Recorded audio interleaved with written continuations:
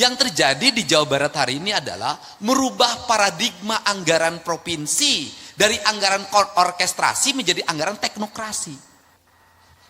Anggaran orkestrasi bagaimana? Dulu kebiasaan provinsi hanya monitoring dan evaluasi terhadap kabupaten kota dan itu pakai duit dan gede. Hari ini nggak bisa. Kita pelaksana teknis yang harus secara bersama-sama. Maka nomenklatur anggaran dulu yang digital, IT 700 miliar, IT ini 1,2 triliun, saya hapus semuanya. Kenapa? Ini tidak berpihak pada rakyat. Anggaran-anggaran yang mahal triliunan itu, yang aplikasi-aplikasi itu anggaran yang hanya dinikmati oleh beberapa orang atas nama intelektual. Dia menghegemoni keuangan negara.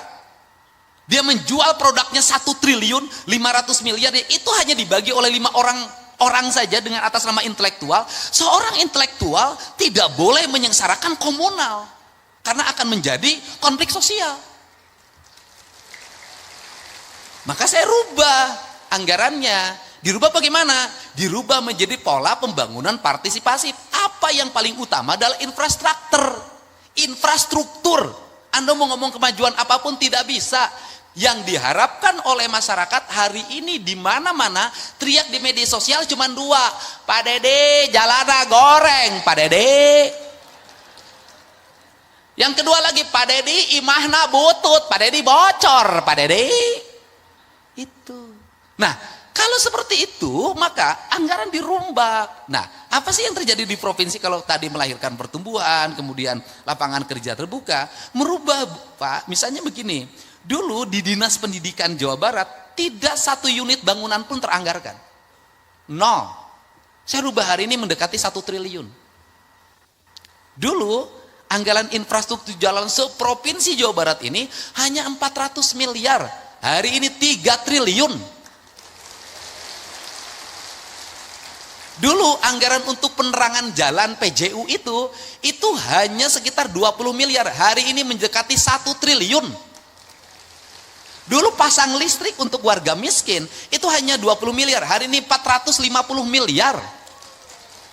Jadi lonjakan anggaran infrastrukturnya mengalami kenaikan yang sangat tajam, ditambah di tengah-tengah anggaran kita ini nurun Pak, dari 37 yang dulu anggaran provinsi hari ini menjadi 31. Saya nggak tahu juga dengan dana transfer daerah yang hanya 600 sekian miliar ini nanti kita berapa, karena penurunannya 24%.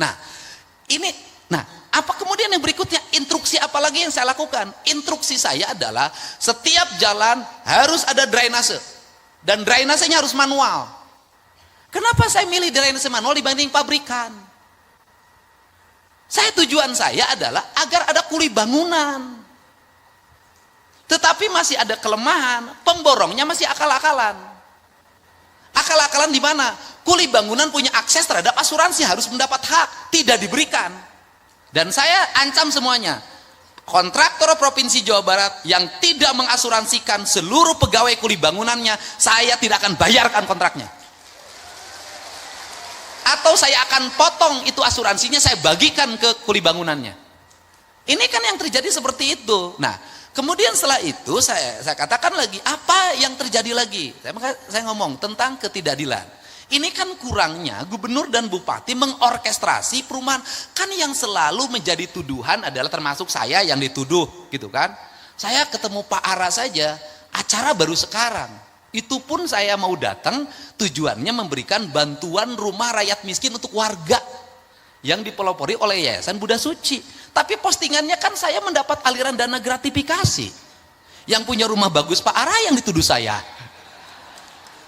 Lah, tapi kalau saya langsung jeblaknya saya jawab, justru saya ini adalah kalau saya bertemu dengan para konglomerat membangun perumahan di Jawa Barat, ingat dalam setiap perumahan yang dibangun ada kekayaan yang diambil, ada peningkatan pendapatan para konglomerat yang diambil. Justru saya mau balik, harus membangun 1 atau 2 kampung yang rumahnya tertata, yang itu diperuntukkan untuk orang miskin.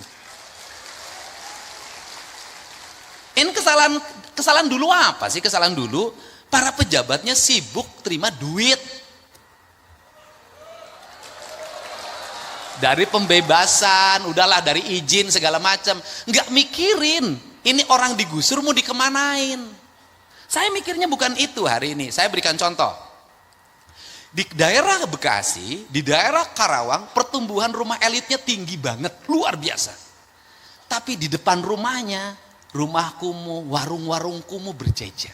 Dan itu dibiarkan, sampah bertumpuk. Saya tadi pagi ketemu Bupati Karawang, saya turunin alat berat, saya bersihkan seluruh bangunan itu. Kemudian setelah itu apa yang kita lakukan? Bupati Karawang sepakat, siapkan dana 40 juta per rumah, kita bangun rumah-rumah mereka, nggak boleh lagi di sini.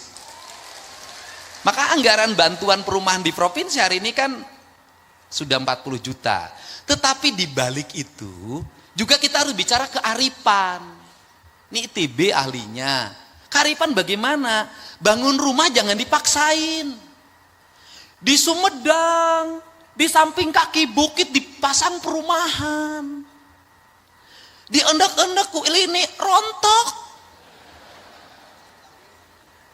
Ini juga nggak boleh sembarangan. Kata orang Sunda, ciri sabumi, cara sadesa, jawadah tutung biritna, sacarana sacanan, lain tepak sejen igel, pasti pakodari tenyaho. Apa itu artinya? Membangun itu harus sesuai dengan karakteristik lingkungan. Tanah, air, udara, mataharinya. Saya ngomong itu yang disebut papat kalimat pancer. Sehingga kalau sudah dibangun itu harus pancer, dia kokoh. Nah, makanya dibagilah piranti. Mana rumah untuk daerah pinggir pantai, mana daerah rumah pertengahan, mana rumah pegunungan. Maka di konsep provinsi hari ini kita lagi ngembangin rumah bambu. Di daerah-daerah yang seperti Sukabumi, Cianjur, Garut Selatan, Bandung Selatan, kemudian daerah Bandung Utara, itu nggak bisa lagi semua dipaksain tembok, semua harus disesuaikan dengan kontur lingkungannya. Untuk apa? Apalagi dengan ancaman Trans Lembang. Kan harus kita pikirkan bencana yang akan ditimbulkan dengan itu. Setelah